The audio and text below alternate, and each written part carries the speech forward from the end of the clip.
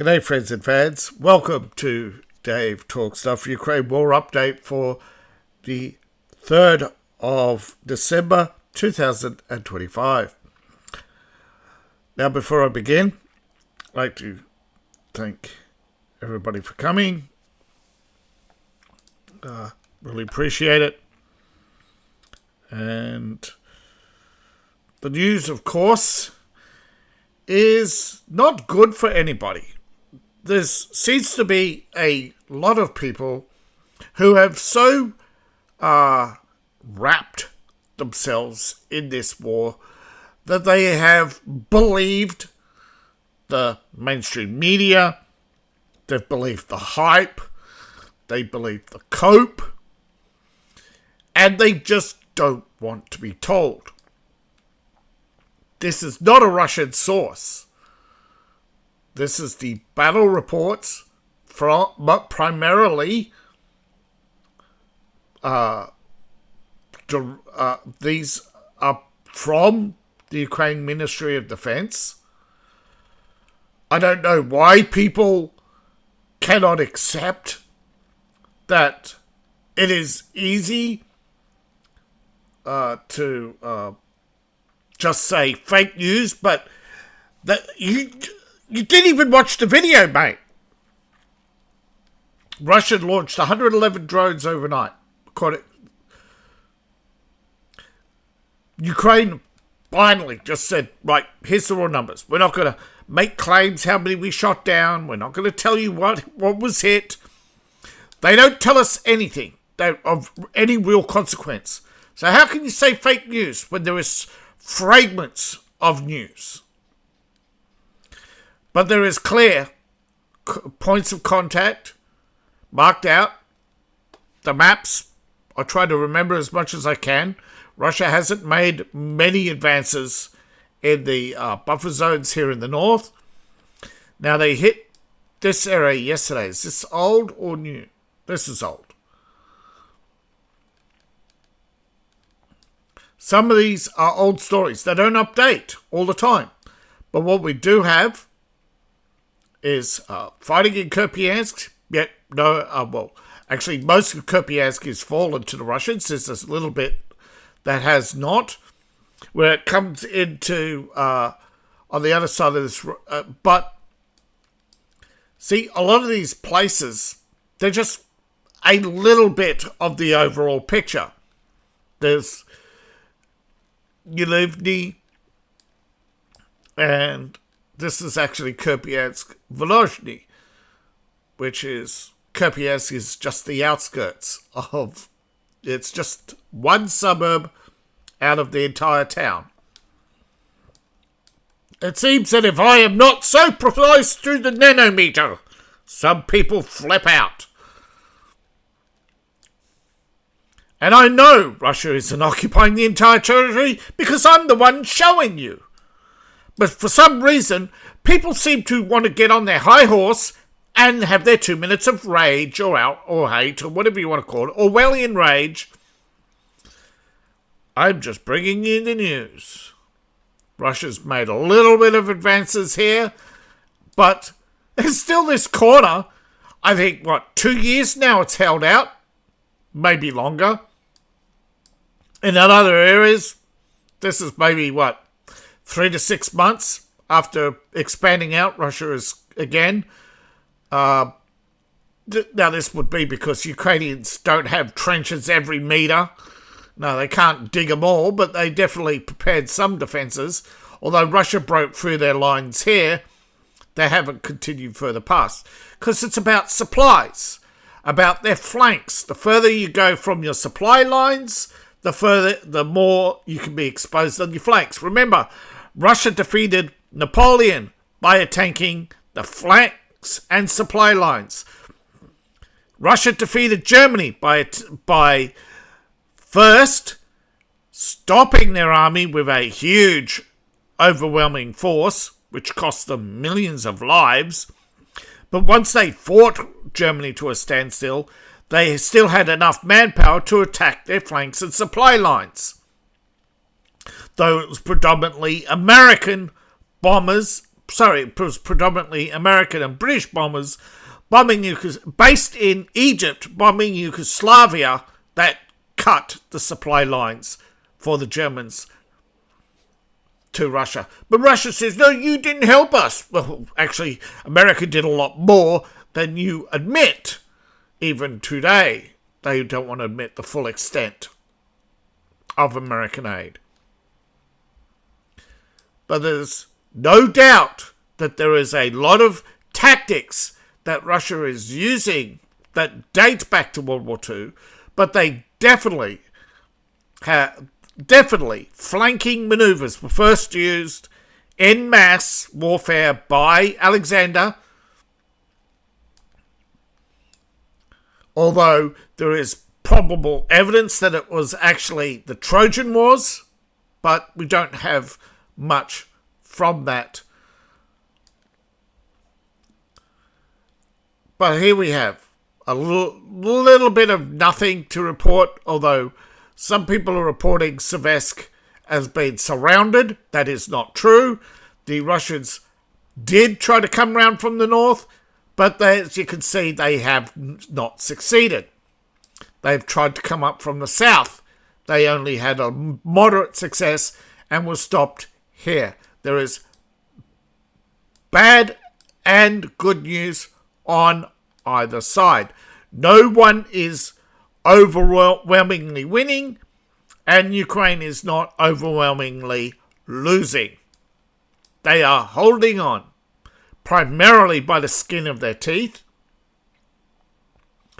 but they are holding on. And a lot of people don't seem to want to have impartial, but they want confirmation bias. But here we have fighting, a little bit of movement in this area, but it's nothing of consequence.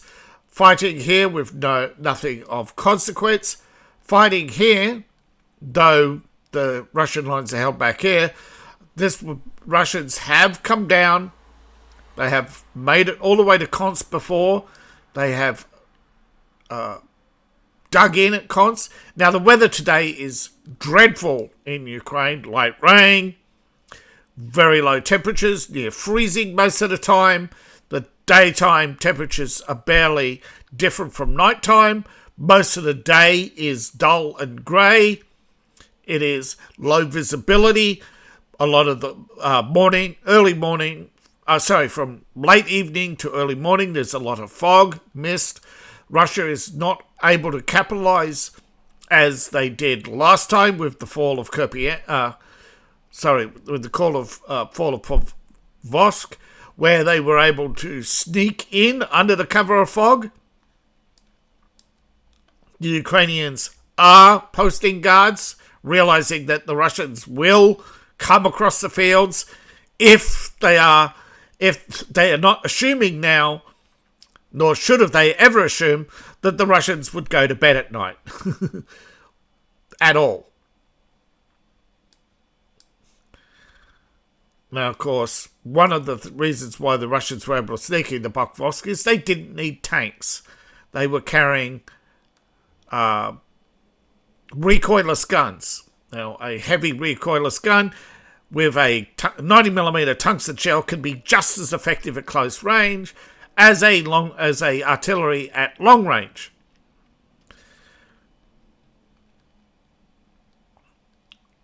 Remember, the longer the projectile, this is the difference. With artillery, the longer it travels, it actually starts to lose momentum.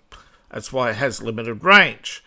And why it's specifically fired to arc at low trajectories to maximize impact at longer ranges. Whereas with rocket artillery, at anywhere from medium to long range, the hit is the same because it's self-powered. But of course, as soon as it runs out of energy, the missile just drops. It has no impact. Very little. Now, here we have lots of fighting. Now, despite what some people have said, no, Russia has not increased. The Ukrainians have put out a statement, and it is claiming the Russians are not north of the rail line. Yet here we are on a pro-Ukrainian site with news from Ukraine, with information from Ukraine, showing the Russians are indeed north of Pokrovsk. This isn't Pokrovsk here, this is Ravine. They've taken most of Ravine. This is the outskirts of Pokrovsk. And as you can see, yes, the Russians are not north of this section of the rail line. The Ukrainians are being clever with their wordplay, but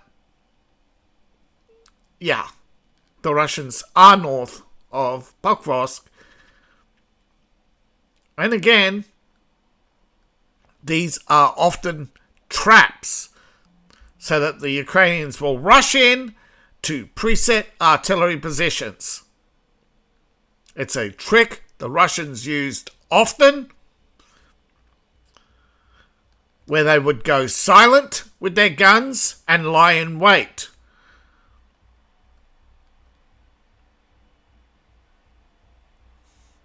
Now they've a little bit of movement, nothing of consequence. Little bit of movement. It's actually very consequential, as the Russians pretty much can attack from multiple angles down here, effectively grinding the Ukrainians down. They've made a little bit of progress here. As you can see, they're pushing here. They have made some progress. Sporadic attacks. They've sent assault forces into Hulapol, though they have not gained ground. They have gained ground outside of Hulapol, and they have dropped glide bombs and other ordnance on multiple places around the map, including Kherson, here south of Kryvyi, here on the road to Zaporozhye, lots of artillery. Again, down here, attacking supply lines, which come down the Dnipro. As you can see, here at Dnipro, the river takes a wicked turn. I don't know how many of these are actually artificial. I know that apparently they attacked some sort of weir bridge or something. But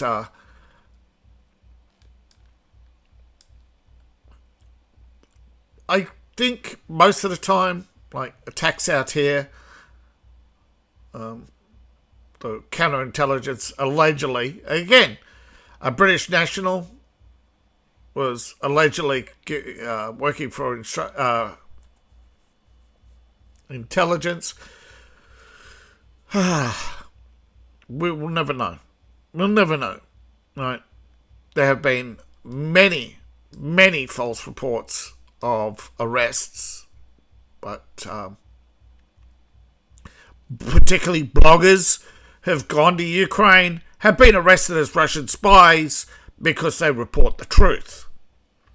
It is illegal in Ukraine to report any death, injury, identifying beyond anything that can identify Ukrainian personnel or their location, any disputing what official narratives, any reporting on any military target that was hit, even if it's previously released.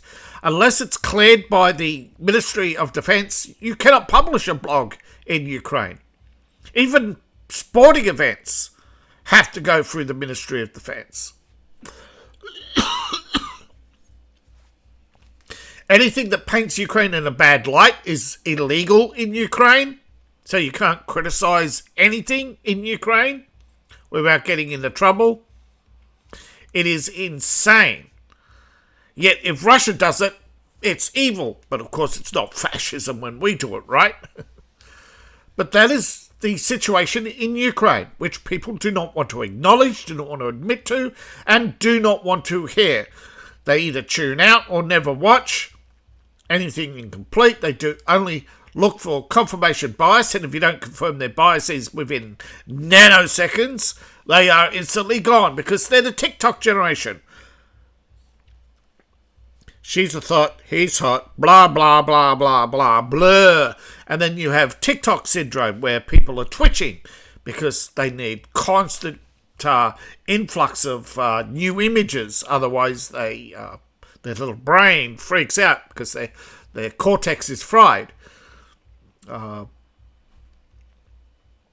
only cure, of course, is to completely isolate yourself. Once you start twitching, that's it. You have to cut off social media. Now, rumour has it, of course, that China knew social media was poison, and that's why they funded TikTok. And, of course, did you know Russia funded Facebook? Bet you didn't know that, little Cheerio. No, YouTube, of course, is homegrown. YouTube and Rumble are Western media. They are, of course, ex-Western media.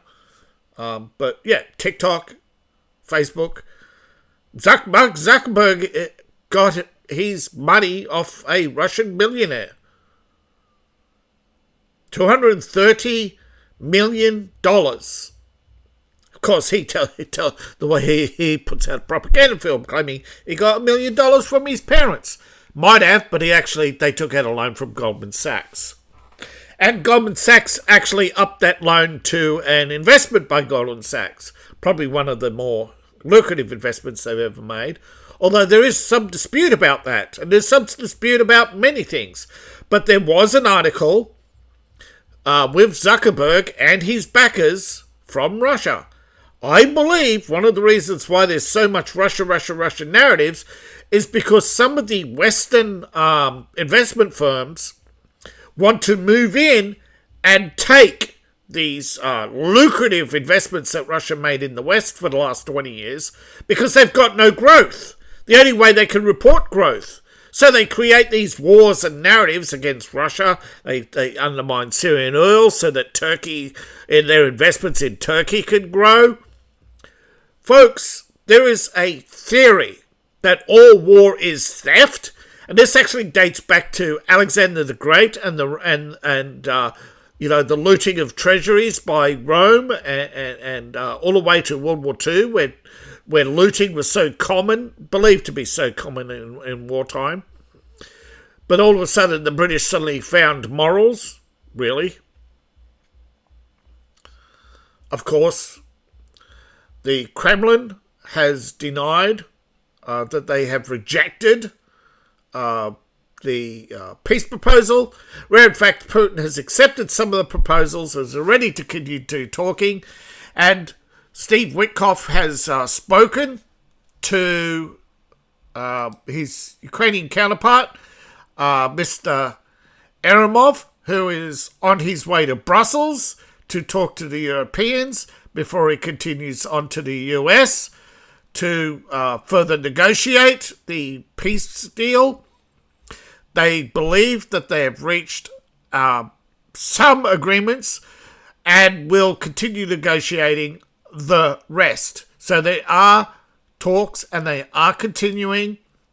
Now, of course, Europe is divided. Belgium has criticised the European plan to use 140 billion euros. 200 billion euros of Russian frozen assets, of which 140 million will go to Ukraine to fund a so-called reparation loan. Now, this will not be repaid by Ukraine. It will be allegedly taken out of the interest payments to Russia.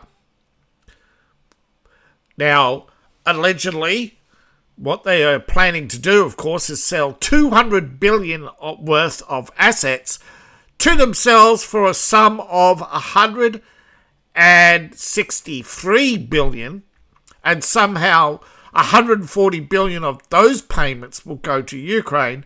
The rest will be interest payments to Russia, and those assets will be dissolved. Russia, of course, is calling this theft. The European Commission says, no, we've been working on this for months. This is perfectly legal. And that these are Russian state assets, not private citizens. So they are perfectly legal for us to seize, even though Europe has not declared war on Russia. Europe has sanctioned Russia. Europe has to not only declare war on Russia, they have to actually win a war. They just can't pat themselves in the back and say, ho, we won this, folks. These assets belong to Ukraine. They are the winners. This is the problem, folks. Liberalism is a mental disease. They just make up the rules as they go along. And the Commission has left the door open for Ukraine to pretty much come in and browse what they want. And, of course, Belgium has criticised this, saying that assets should be not... Brussels holds the assets, right? That they have major concerns, particularly when other asset holders will go, well, if you can just make up the rules as you go along and take what you please, we're pulling out. This would be China, Brazil, and any other, even India. BRICS nations, of course, will all pull out of Europe. That means all your trade deals gone. Where are you going to buy your oil? Right? You're buying Russian oil from India. You are buying some from the United States, but don't tell me that that you have enough, because you don't, because you're out there begging for Russian oil, Russian sunflower oil and other, because it's not just oil, right? It's not just fuel oil. It's lubricants. It's sunflower oil. It's fertilizer. All right, you're 40% of the world's market and supplies of gas, oil, lubricants, fertilizers, and other petrochemical products, and sunflower oil and other cooking oils all come from Russia or other BRICS countries in the region, or China. Okay, China's the second largest China is the largest exporter of many products, as well as the largest importer of many products, right? Most of the US economy is internal. That's why they are doing so well compared to China, right? China is so dependent on foreign trade and at low value and low profit. Now, that won't last long. China is collapsing. Very slow collapse. I've talked on this before, and I'll move on, that the European Union is just basically holding a gun to their head and telling Putin, don't take another step forward or we'll shoot. But yes, Europe is holding themselves hostage and daring BRICS to pull out, and the Russian Foreign Ministry has gone to India, and India has confirmed that they will not stop buying Russian oil, despite Trump's threats. However, it has been confirmed by Al Jazeera and other news sources that indeed Russian troops are in Pokrovsk, and Putin has challenged foreign and Ukrainian journalists who say otherwise to come to Perkiansk or Pokrovsk and other parts of Ukraine that they dispute is occupied by Russia, and show the world that there is indeed Ukraine is still in charge of this whole region. They dare you, double dare you, to actually get off, but these armchair commentators will not leave their comfort. They will not give up their access media. They will continue to report what the CIA, SBU, British intelligence, and the European Commission tells them to report, because they are no longer media. They are propaganda. The CNN, ABC, even Fox are state propaganda, and none of them will go against the narrative. Fox just sails 3 sheets to the wind, but they are still will not cross that line and openly admit that Ukraine has lost these territories they usually wait a week for Ukraine to say they've lost those territories and then say, yes, a week ago, Russian forces captured the key city of Pokrovsk, even though they won't report it when it actually happens. Now, Steve Witkoff and President Trump and Donald Kushner are going to be holding talks all week. The Russian aide, Yuri Yuskov, has doused hopes of a swift breakthrough, but has said that the meeting was constructive. He was talking to TASS, which is Russian state media. And most of you out there, as soon as you hear the word TASS, you're going to tune out and say, oh, Russian disinformation. But it's important to know what the Russians think and what they are saying, because that ultimately determines how the Russian people respond to this war. And the Russian people are very perplexed, because they're saying, well, if Europe wants peace, why do they continue arming Ukraine? And the NATO chief has responded to the question by saying the weapons will flow until the situation. Otherwise, they will not comment on every step, right? Until they're coordinating with America, the weapons will flow. According to him, NATO countries will purchase 5 billion euros worth of US weapons for Ukraine this year, reaching 1 billion euros per month in 2026, as well as direct weapon supplies. This is in contradiction to Ukraine's own spending figures, but we have no proof, right, beyond Financial Times saying that Ukraine's debt is indeed around 400 billion, because Europe hasn't paid all the bills. A lot of them are borrowings from the World Bank, and Ukraine selling or borrowing against assets. Sorry, not selling, although if they default, it's technically a sale. But they've pretty much borrowed against the full value of certain assets. That's what this Ukrainian,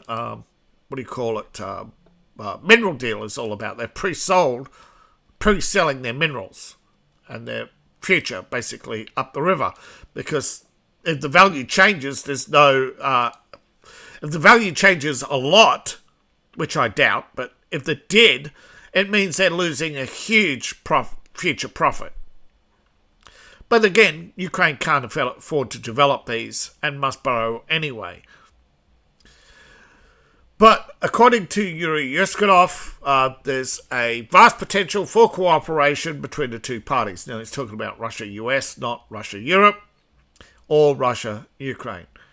That the question of territory, which Zelensky refuses to, and has warned his own media commentators to call them security guarantees, NATO aspirations and restrictions on Ukraine, to refer to them as unfair restrictions on Ukraine.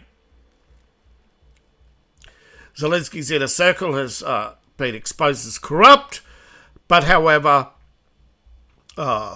they seem to now be in the process of now putting all this onto his former aide, cutting all ties with the people who've fled Ukraine, and shutting down further investigations into the missing $100 million. But somehow they can't find, Now, some people say there's no way, it's just all this noise. Then they can't find $100 million, But Andrei Yemek is out. He's been fired. He's in Florida, allegedly. Now, though he's disappeared, Zelensky's officially ruled out any concessions on territory. So that is the whole sticking point. All right, anything else doesn't matter. Because until there's a peace deal, there's no lifting of sanctions, and the sanctions and development deals will not go ahead until there's an end to the fighting anyway. So there's no point in discussing anything else until you can get Zelensky off his high horse. Obviously, he's holding out for money because he really, really, really owes a lot of money. And quite frankly, I think when he's talking about security guarantees, he means for himself from prosecution. Because clearly, someone soon will sue him for war crimes. Someone will sue him. Now, outside of Russia, there aren't many people who know what's happened in the last hour or so. It's not been reported.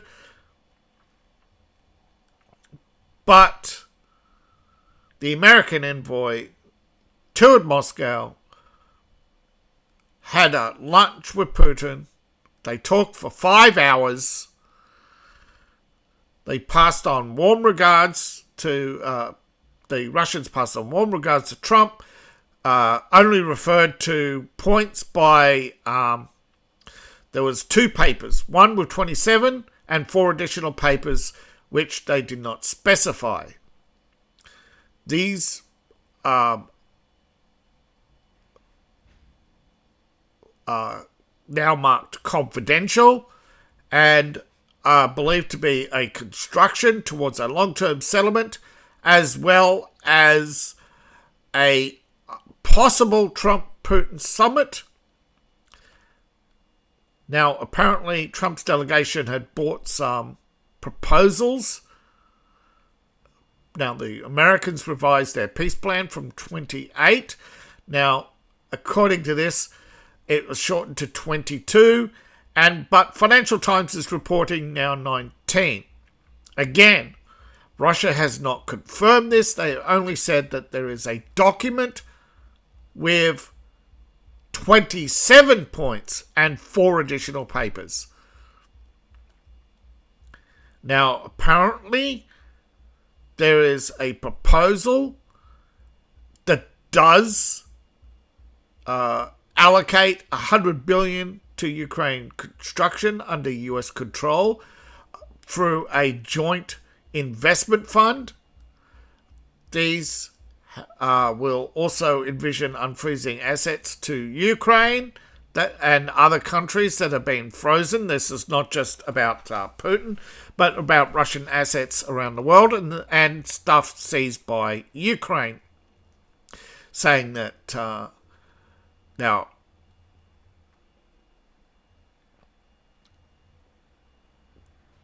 of course, the Ukrainian leader has identified sensitive issues. Like I said, frozen assets, he wants more. Territory, he wants to give away nothing. Security guarantees, he wants the whole he wants the US forces to dump themselves in Ukraine and protect them for 100 years and put up a monument to Zelensky and allow him to be pretty much dictator for life and turn a blind eye to no democracy in Ukraine until the crisis is averted, until Ukraine is reconstructed. They must stay in office. You know, you watch as all the Ukraine lovers freak out, but it has been stated time and time again, not by Putin, but by Zelensky himself, that he will stay in office as long as it takes to rebuild Ukraine. And that is the state of the war as of now. The map will change slowly over time. But as we go through the stories, most of them, Russia has hit Ukraine hard. Ukraine has hit a Russian oil facility. Russia has admitted that with their own media. But a short time ago, 2 hours ago, Russian Ministry of Defense claimed Chernovny in Zaporozhye. And I think overnight there will be only sporadic fighting because of the weather. And I think by the weekend it will be near freezing all day. Most of Ukraine will be covered in clouds. The snowfall is allegedly expected to begin a week early. So that'd be mid next week. That will last 6 to 8 weeks, so it'll be a long winter. And during this time, it's expected after the initial freeze, which takes about a month through December, that sometime in January, Russia will begin its heavy tank movements. Remember, a lot of Russian tanks can't move. A lot of Russian tanks, right, only move in winter. Only that short time in winter do they move around freely. These are not road tanks. These are big, heavy off-road tanks that are specifically designed for the Russian winter. Now, this is because you've got your T90M, the medium, right? But you've got your T90H, the older, heavier version of the T90, which allegedly has a 120mm smoothbore. Basically, that's a 90mm tungsten with a copper coat and a high comes in. Of course, there's variations with the high explosive, but it's all your typical armor piercer, which is just basically a more tungsten, a greater amount of tungsten. See, your high explosive often has a lot of copper because when it explodes, it puts that copper slug right through everything. It wrecks the machine, makes it irrecoverable, but of course it turns the screw into soup. And that is the whole point, to make it so horrific that it demoralizes the tanks, who will be reluctant to engage in tank-to-tank combat. Now, there isn't that much tank-to-tank combat. Most tank activity is sniping from the sidelines. Now, it's a common tactic. If you've ever played strategic war games, you pretty much do that, right? You find out very quickly if you go around high-velocity sniping artillery, you pretty much destroy the artillery. It's not worth, which is cheaper than basically engaging in artillery duels. And yeah, that is... but again, Russia isn't destroying that much equipment. This is not a high-intensity, high-velocity war. A couple of vehicles, couple of artillery pieces every day. Now and again, Ukraine will lose a jet, but not often. They rarely go near the front line now. Most of this is now drone warfare. Russia is slightly ahead. One of the new dangers on the battlefield, in fact, is not just drones, but a lot of drones are now fly-by-wire. And, of course, they're spooling behind them very thin razor-thin optical wire at high velocity. You get hit by that, you're cut in half. And apparently every day a few Ukrainians and a few Russians are killed, usually by their own side, because the spooling of this wire at high velocity is slicing through their own men. As these drones are launched at high speed out of spring launchers off the backs of trucks, and they're sometimes catching the operator, and just basically it loops around somebody, and as the loop tightens, because you get a loop, but as the wire stretches out, it tightens, right? A wire looping at 60 miles an hour is just going to slice right through a person as if they're not there. You ever seen a slicer in a supermarket? You know what I mean. And this is a new battlefield problem, not just for the Russians, but for the Ukrainians, who both increasingly are relying on drones, particularly fly-by-wire drones, and a lot of operators are accidentally taking themselves out because the spooled wire loops around them, and there's no time to press the stop button. And even if you did, that drone is traveling at high speed. It's going to continue to travel at high speed.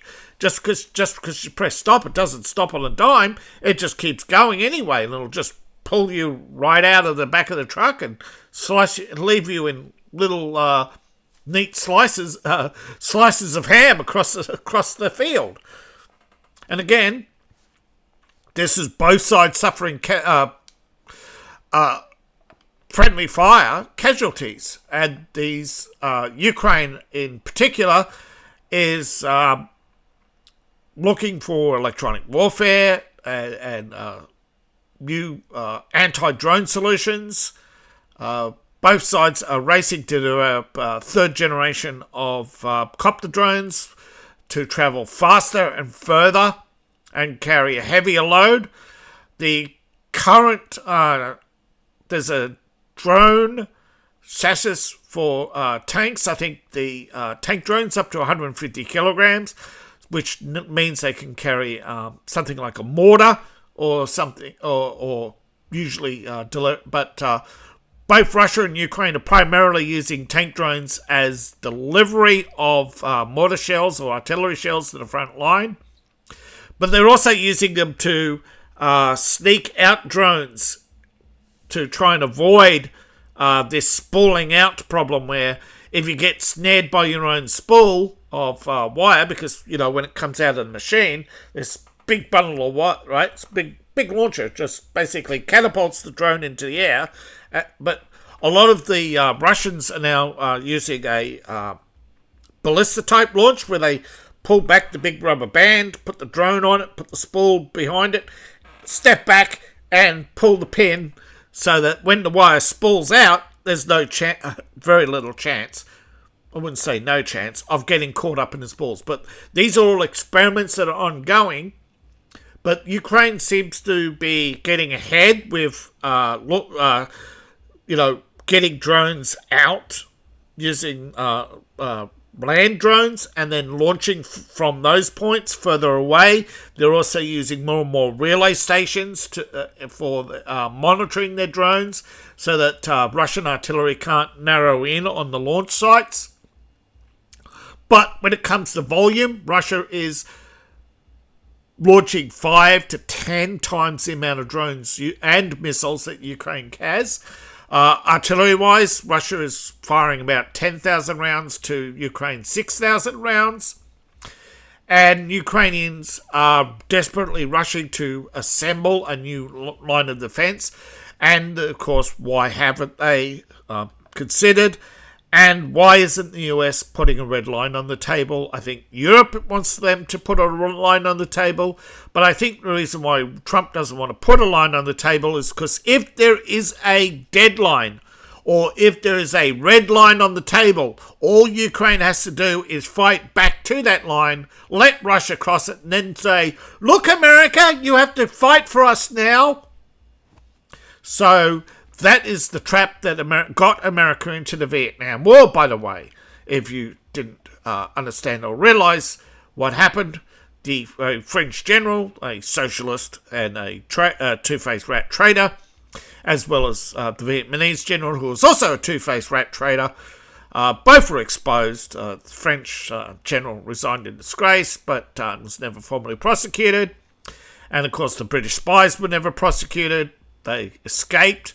And, of course, the CIA was never held responsible, even though allegedly they knew that the traitors were traitors. And the Vietnamese general killed himself, even though he really... he had no choice. The North didn't want him around anymore. Nobody wanted him around. Nobody could trust him. But, yeah, there was a lot of traitors in that whole mess. But they all conspired. They sent 150,000 French boys to be slaughtered. There's plenty of cases in war where there's been slaughters, but Ukraine right now, I think if we end this, I think a lot of people want the slaughter to continue, and that's not right. That's you're not moral, all right? You can't call yourself a Christian and want brothers to kill brothers, because that's where we're at. Because that's Ukraine, right? Ukraine is brother war. They're the same people. It's time they laid down this hatred of the past. Ukraine needs to move away from communism, just like Putin. But Putin can't while we keep pushing him into China's willing arms. And if you keep pushing Russia into China's willing arms, you're building up China, not tearing it down. You're helping China, not hindering them. Thank you for watching. Please like, share and subscribe. But of course, I suspect that a lot of Americans do want China to succeed. You can support me on Ko-Fi, Patreon, buy my books, buy my merch. All my links are in the link tree, description below, or in my profile.